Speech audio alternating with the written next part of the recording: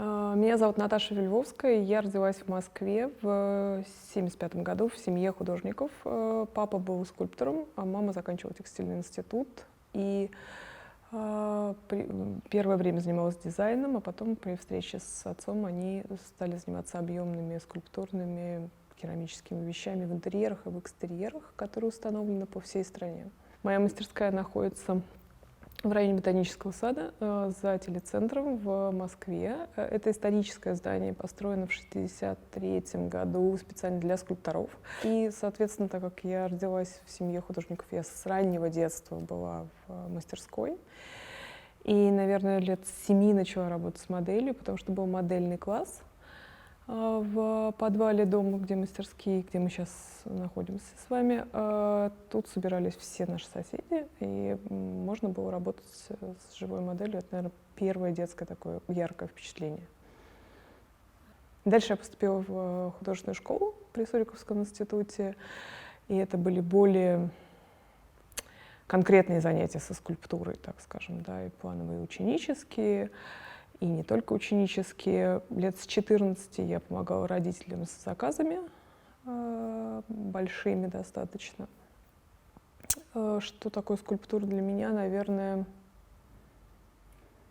некая цельность, выраженная в объеме. И если брать ориентиром мировую скульптуру, это скорее какие-то вещи, связанные с Месопотамией, какая-то очень абстрактная цельная форма, которая выражает очень много символов одновременно. Мой любимый материал скорее гипс, как ни странно, он очень живой. И глина. Из глин мне больше всего нравится фаянс по мягкости, пластичности и по возможности доработки формы.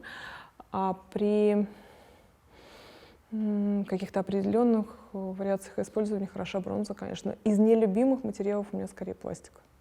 Если говорить о скульпторах 20 века, это, наверное, все-таки из ближних это Кристо, потому что свобода обращения с материалом и превращение объектов в скульптуру, наверное, никем не была выбрана больше в этом. Из пластиков, наверное, Мур, но не в тех вещах, которые популяризированы, так скажем, в каких-то совсем нетривиальных вещах. Ну и вообще вся модернистская скульптура, она явно отразилась где-то на мне, на каком-то подсознательном уровне.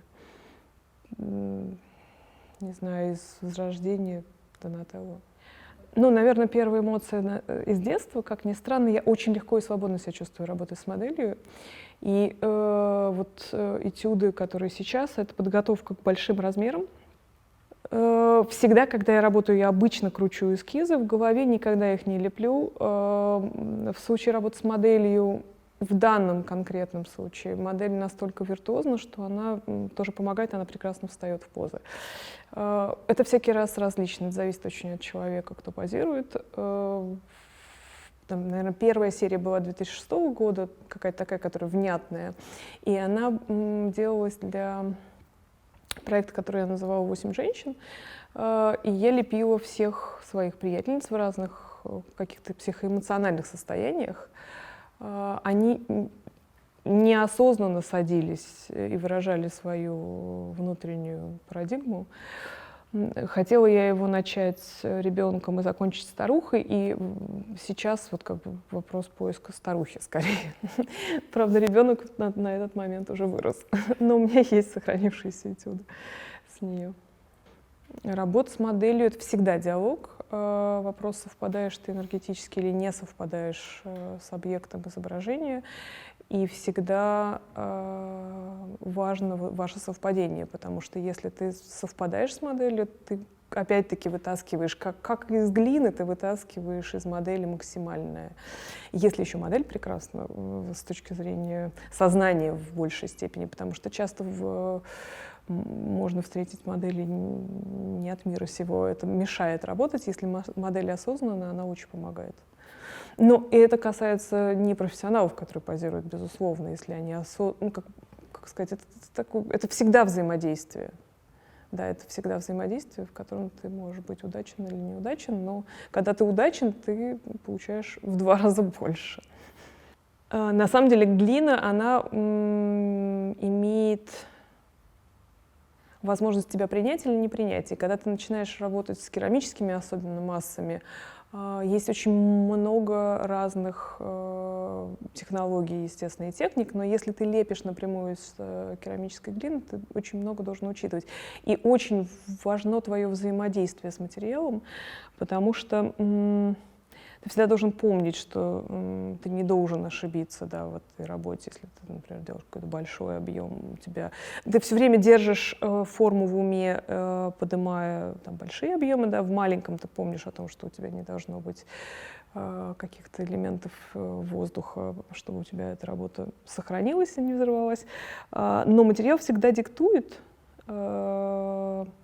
многое очень в работе художника. И лучше идти по как бы возможностям материала, а не пытаться его перелопатить под себя, потому что если ты вытягиваешь из материала то, что он может дать, он тебя поддерживает всегда. Понятие мифологии в моем творчестве, наверное, очень велико. Вопрос в том, что оно, опять-таки, не вычитается первостатейно, как бы при первом взгляде. Хотя искусствоведы вытягивают. Вот тема пути, которая была выставлена в Ферапонтово, была с разных сторон просмотрена искусствоведкой, и в том числе выходят какие-то смыслы, которые ты сам изначально можешь не видеть, но подсознательно закладываешь, потому что ты работаешь с каким-то интуитивным ходом, а интуитивный ход очень, очень близок я не знаю, к семантике мифа, я не знаю, как по-другому еще сказать. Это какие-то очень пограничные вещи, когда ты пытаешься сделать этот образ, я не знаю, не философской трактовки, а образ выразить путем искусства линию мысли. Вот. У отца была всегда формула, что скульптура должна звучать, и эта фраза и такая формульная история, она со мной давно и очень влияет на ощущение от того, что я делаю, потому что звук у скульптуры — это некая сложно объяснимая метафора, но это как раз про цельность, про формулу, опять-таки, потому что это не дробное нечто. Возможно, тогда это полифония какая-то, да? Но понятие звука в скульптуре — это, наверное, вот такой главный ориентир в работе сейчас для меня. В работах, которые попадают в пространство другого человека, наверное, всегда есть частичка того, что он видит, что ему откликается, иначе бы это его не зацепило. И в любом случае ощущение, что пространство гармонизируется, было бы для меня достаточно. На мой взгляд, роль скульптуры на мировом и российском рынке совсем минимальна в каком-то современном срезе. Очень трансформирована в сознании, уходящая уже в такие новые технологии, она уже перетекает в другое. И размыта граница реального какого-то объекта, я не знаю, из-за возможности использовать разные материалы. Привнесение скульптуры в город прекрасно, но оно должно быть все-таки не в качестве монументальной скульптуры, которая превалирует сейчас в Москве. Современному художнику живется по-разному, я думаю, в Москве, как и везде. Мне кажется, это очень сильно зависит от личностных каких-то характеристик и удачи некой.